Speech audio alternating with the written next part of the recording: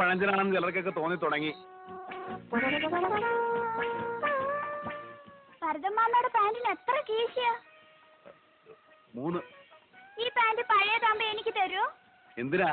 അമ്മയ്ക്ക് സ്റ്റീൽ പാത്രം വാങ്ങാനാ. എന്റെ പാന്റ് ഷർട്ടും ഒക്കെ കൊടുത്ത് അമ്മ സ്റ്റീൽ പാത്രം വാങ്ങി. ഇങ്ങോട്ട് പാടാസത്തെ. ആ സംസാരത്തിനിടയ്ക്ക് വന്ന കാര്യം വിട്ടു.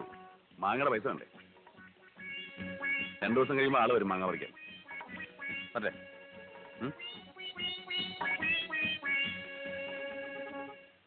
പടാ.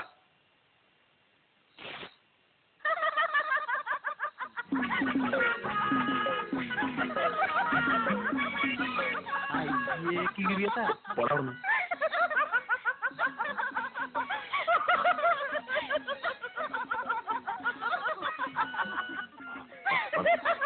ഞാൻ വണ്ടിക്കൊണ്ട് പോടാം.